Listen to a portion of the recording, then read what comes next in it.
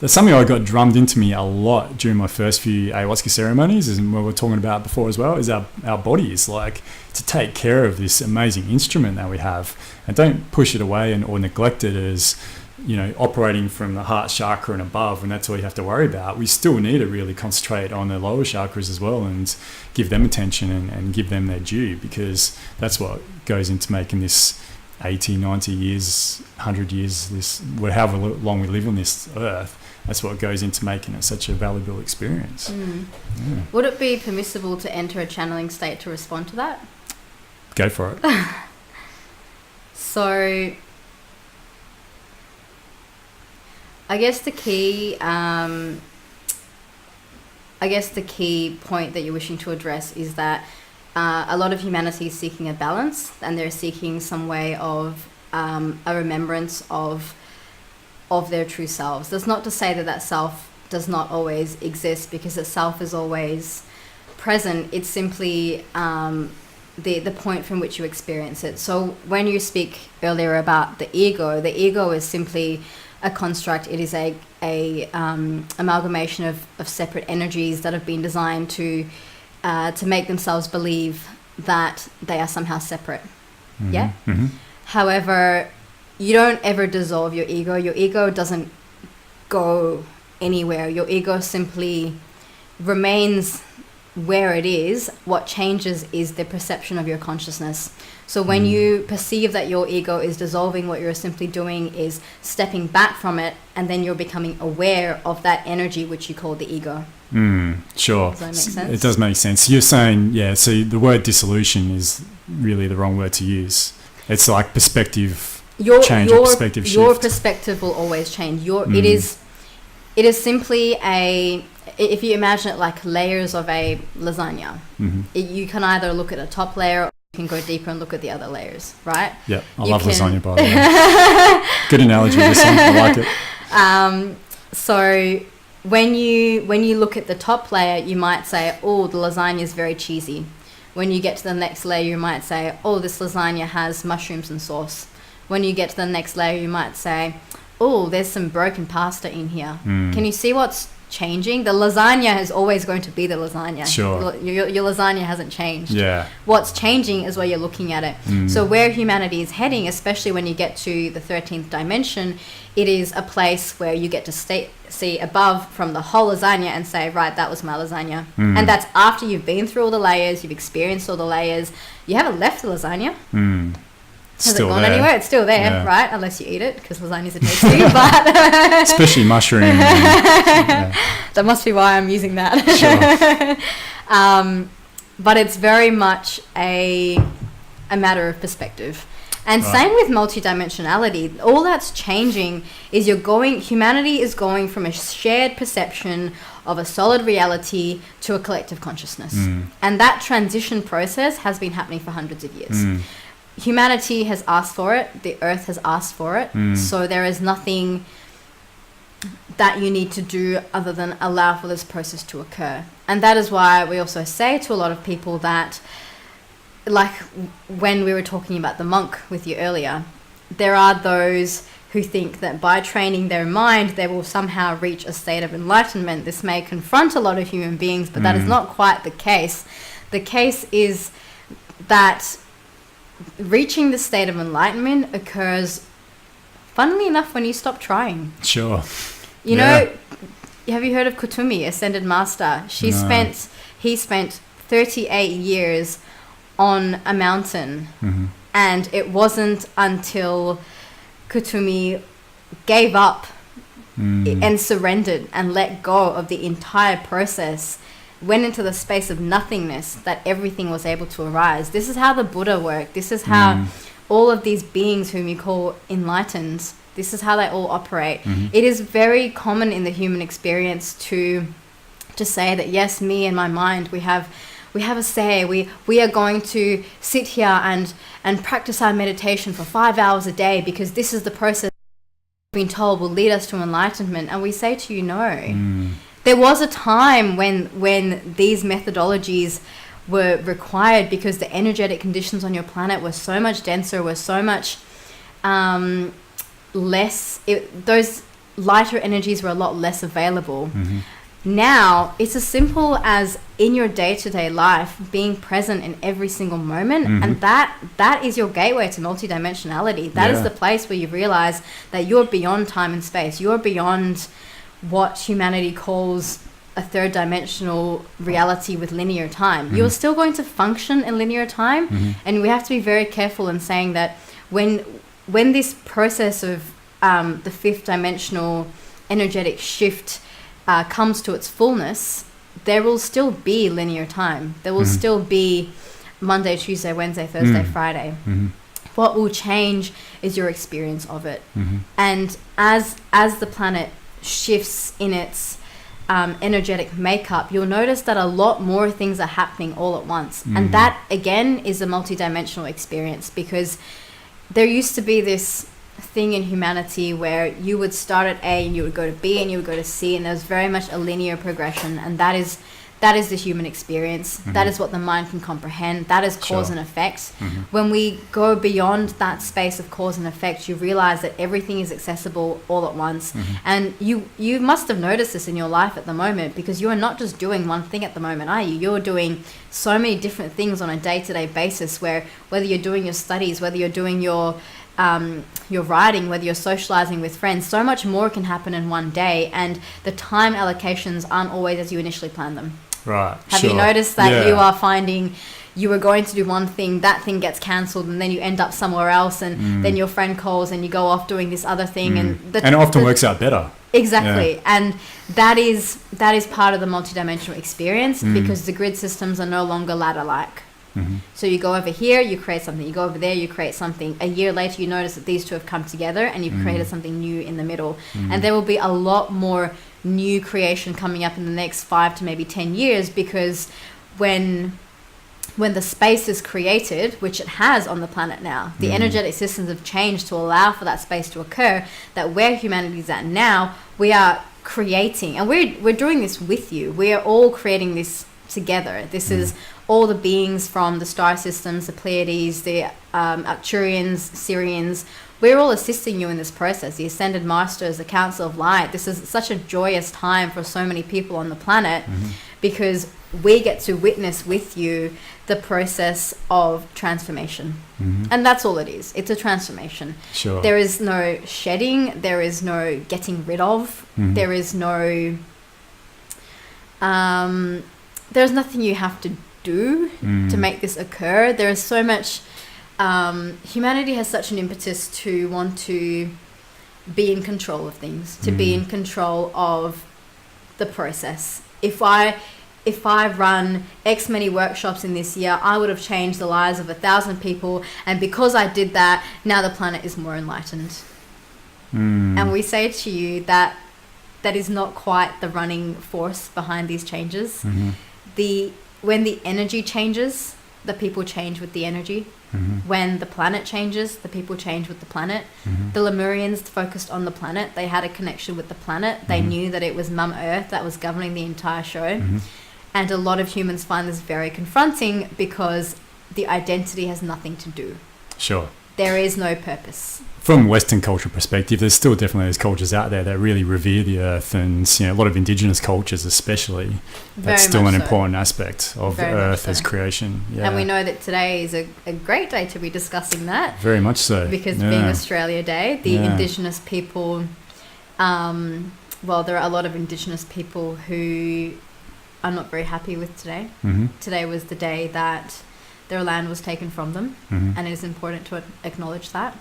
But also to remember that things do happen for a reason. Yeah, that's a tough one, isn't it? Which is, again, a very big challenge. And the lessons that have been learned by the indigenous people as a result of this have been a huge vehicle of growth for them.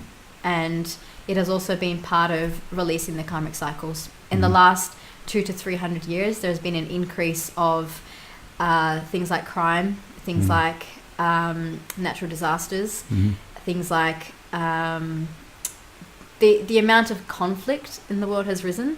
And yet at the same time, we say this is part of the releasing process, because there is a lot of dense energy on the planet that needs to be released, and the only way that it can be released, or rather one very effective way that it can be released, is by finishing a lot of these roles and rebalancing. It's all about energetic balance. Everything is about energy. Everything is about how can we create something in different energetic resonances.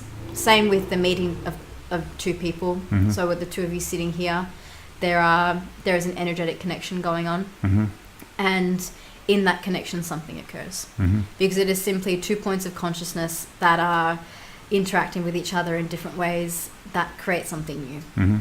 And it is about the creation, because that's all that's ever happening. One piece of energy is connecting with this another piece of energy, and in that something occurs. And as you move further into the fifth dimension, when more and more people start to become aware of the fifth dimensional reality, which by the way is already accessible and has been for a while, but as the awareness comes, the way that people live on this planet is going to change, because there won't be this need to be doing things all the time.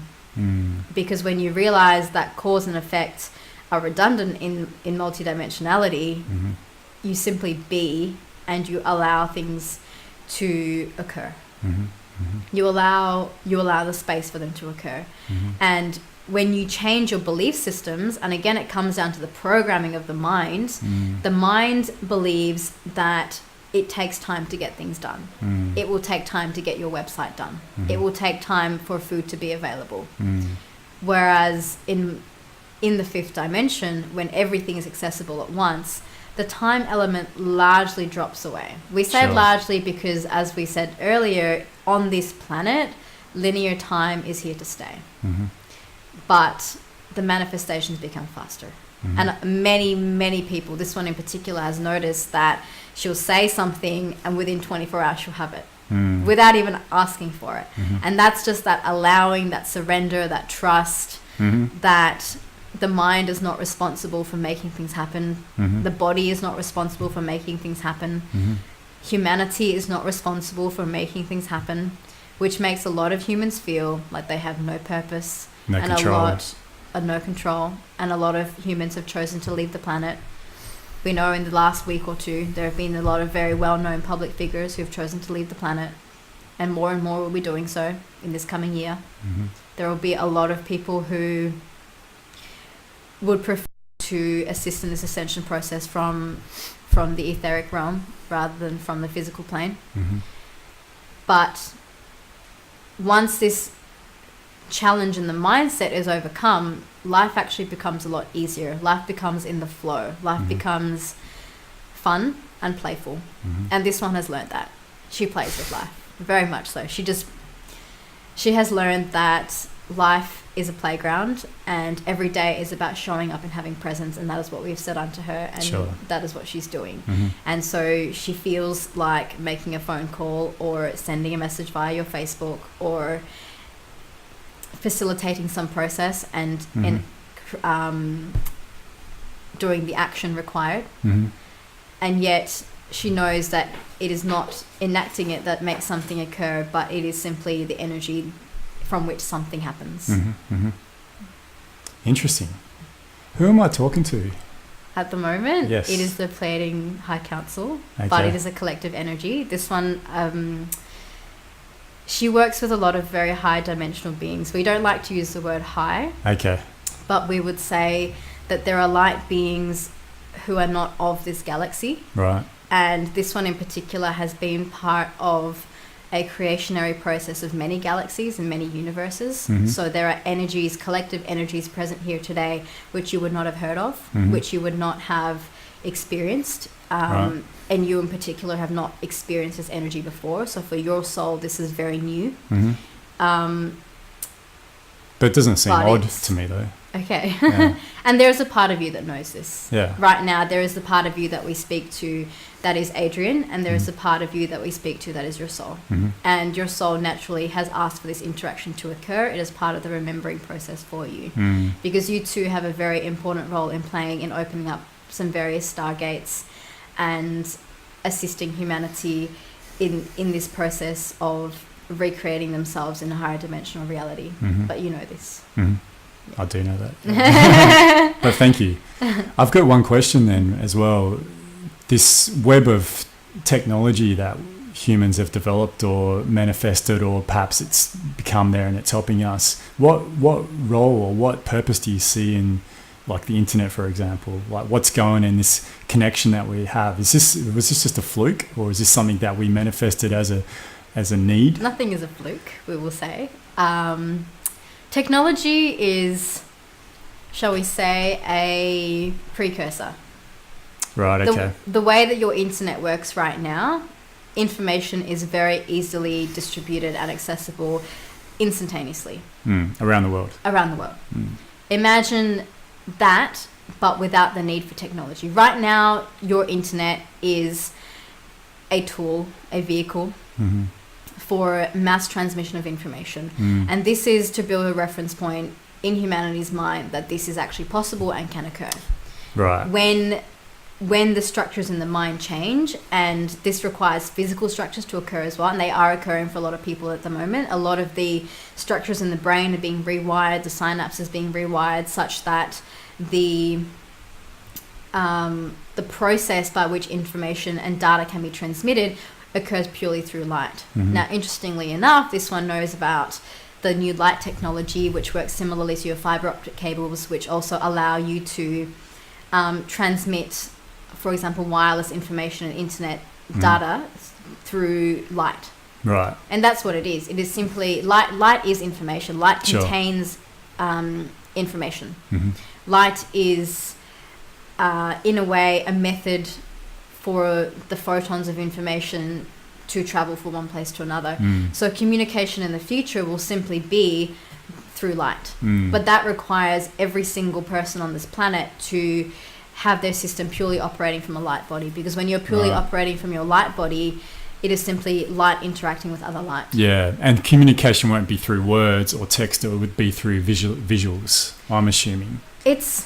You will still have words, you will still have things like artwork, you will still have this physical realm, you will still have your bodies. There will be some minor changes to the way that the bodies are structured, especially for humanity, and there are those beings who will be present on the planet in the next few years who have marked differences to their structures, but largely it will be very similar to what it is now, but with addition to the words and the writing will also be the feeling behind it, because at the moment what is lacking, it's not that it's not being transmitted, it's that it's not always being received. Right, I get you. Because we don't always have, the human mind doesn't always have the capacity to receive that information. Sure. So, for example, when we speak right now, there is an energetic connection that is happening between us, and there are energies that are being shifted in this body and the other body. You may not be aware of it. So what will shift, again, comes down to the level of observation, level of awareness that you have. So when you start to become aware of the feeling realm behind it, the information is very holographic in nature, because at the moment you take the words on their face value. But imagine if you said the word and every word had a feeling behind it, had a vibration, which it does. The words have vibrations, and you know that. There are some vibrations, like words like love, that have a very high vibration, and there are other words that have different vibrations. And there are your scientists out there, such as Emoto, who have done measurements on this kind of thing, and they are very in tune with the way that the words and the frequencies affect your water molecules and things like that. But we would say that when everything is holographic in nature, you can still speak. It will be a very different way of receiving the information, because you may receive a visual, you may receive a feeling, you may receive...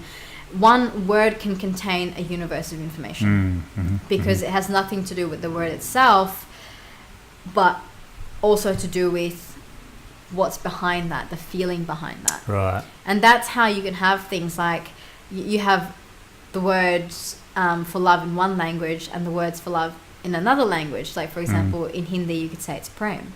And it has the same feeling. And that is when you start to transcend the human limitations of the mind. Language is a great tool for illustrating that. The human language doesn't have a language, so to speak, because there are people on this planet right now who are who are in relationship with each other, who do not speak the same human language, and yet manage to do their day-to-day tasks, communicating through their bodies, through their feeling, through movement, touch, and gesture.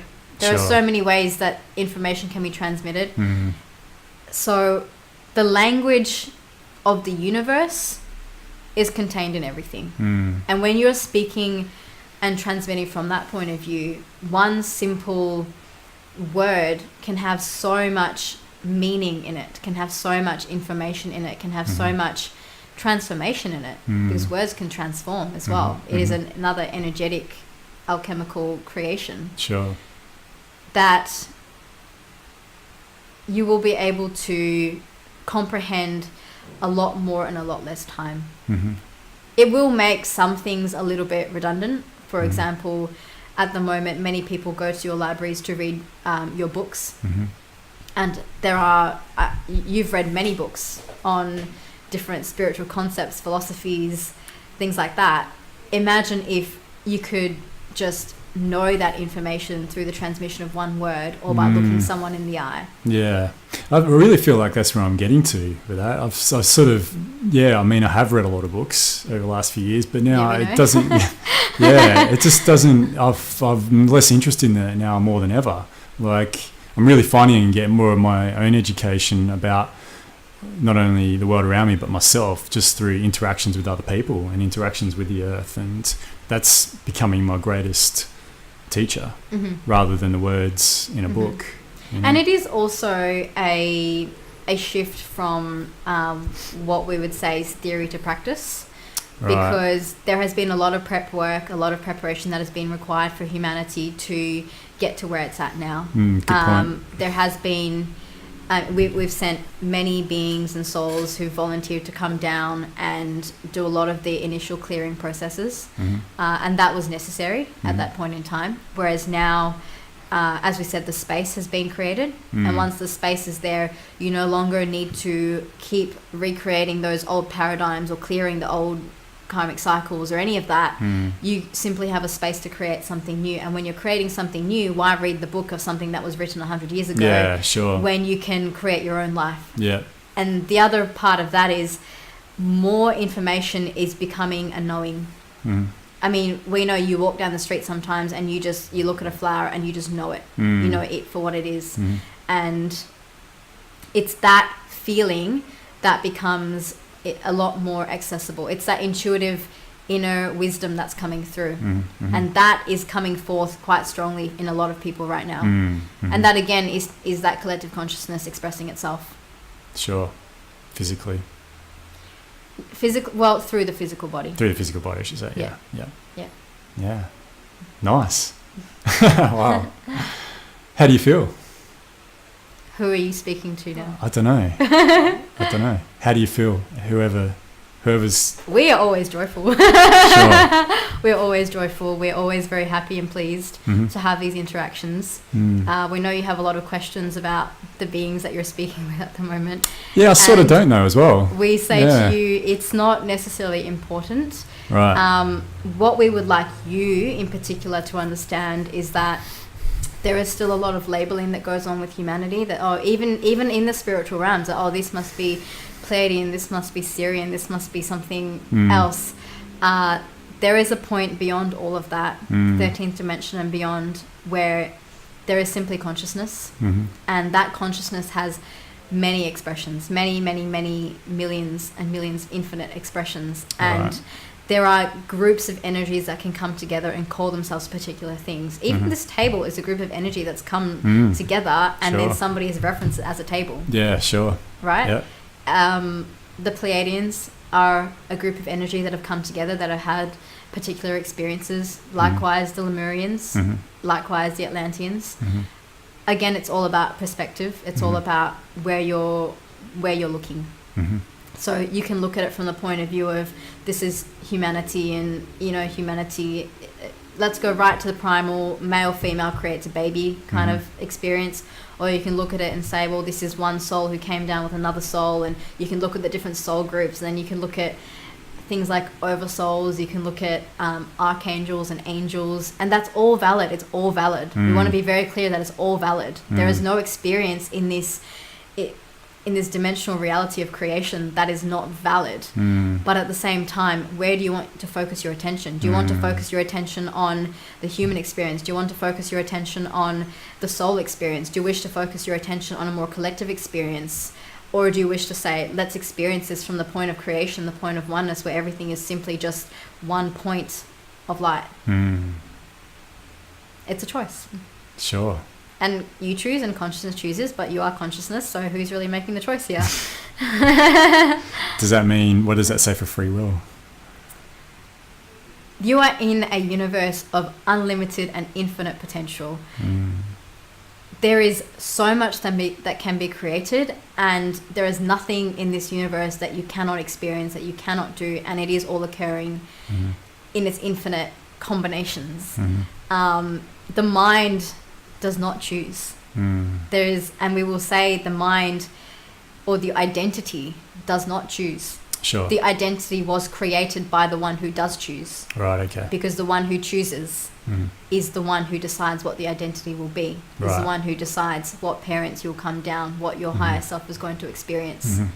But the one who chooses is not the identity, is not the mind, is not the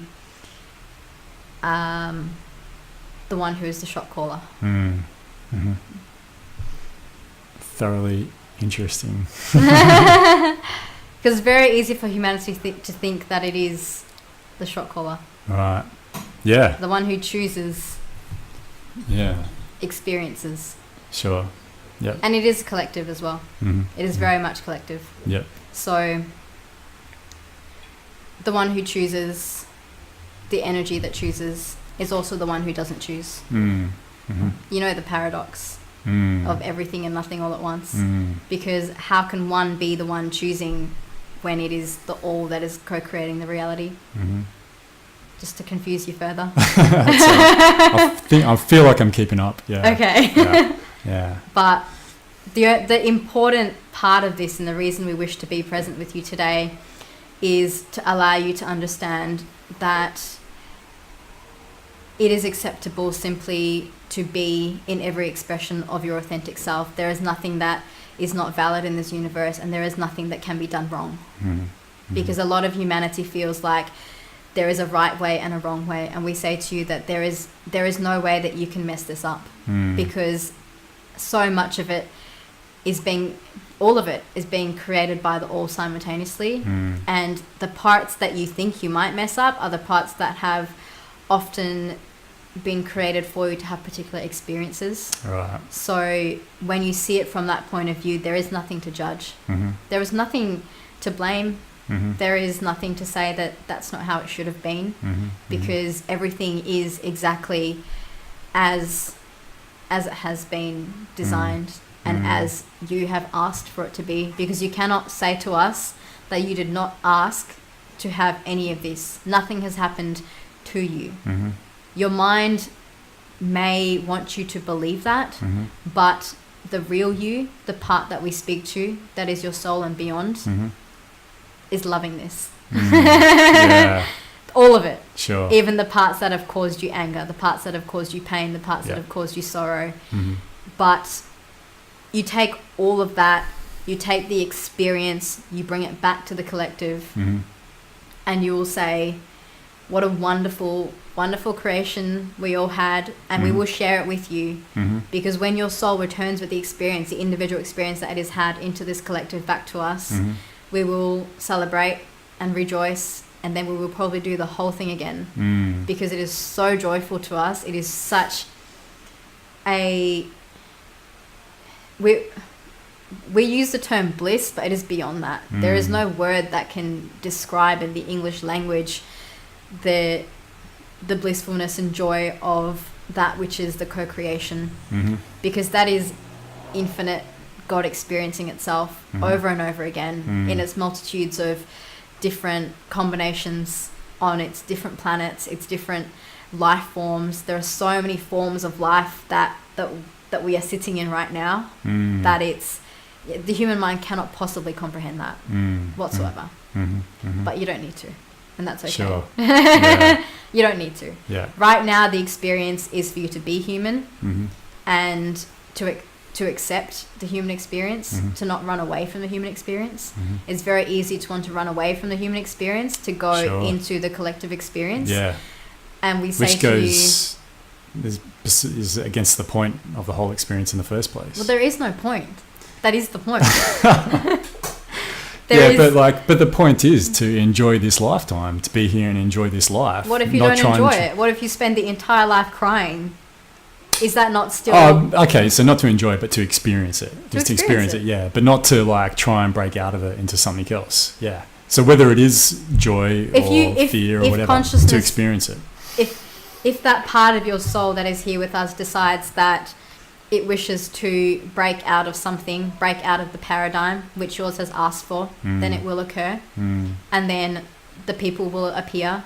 The signs will appear. There is nothing that you will do in this lifetime that will not bring you to that place. So if we were to give any advice, and we often don't like giving advice because humanity is able to do whatever it likes, but if we were to say something, we would say, just let it be. Just let it be. Sure. Just like the Beatles. Just like the Beatles. They knew. Everyone knows. I think everyone... I agree. Has that part of them that knows. Sure. And there are those, such as yourself, and the ones who will find themselves to this recording, who will listen to it and say, that's exactly what I needed to hear. And there will be those who will not be attracted to it whatsoever. There is no judgment. Yeah, which is fine. Yeah. Because there are so many different realities occurring right now on this planet, and so many different life experiences. Those who choose to find their way to higher consciousness will, and those who choose to keep experiencing the other ones will. And there is nothing to be forced upon here. We don't have to force humanity to change. The planet is already changing. The planet is already shifting. And so you will see the changes occurring. But it's not... You're no longer living in a paradigm of cause and effect. So, yes, you have your actions, but what if you looked at it from the point of view of it was the future effect that caused the action? Or what if it was... Right, just try and see it from a slightly different point of view where it's not X, Y, and Z in a linear fashion. Because at the moment, it's very much not so. Right. It's very confusing for you. No, I'm completely on board with what you're saying. Okay. Yeah. All right. Definitely. I just don't know what to say. That's all. I'm actually speechless for the first time in one of these podcasts. Well, a good 50th episode of that then. Yeah. Welcome to the 50th episode. Okay. Is there anything else you'd like to add? We're just you, as a collective, I should say. We are just very happy to be here. We're always here with you. We don't go anywhere. We are within you as well. So this is simply one aspect of yourself. I can feel that, believe you me. Expressing itself. Yeah. But for the purposes of today, I feel like this conversation is ready to be complete. And so we send you with our deepest blessings and love. And we wish you all the best until next time. Thank you. Namaste. Namaste.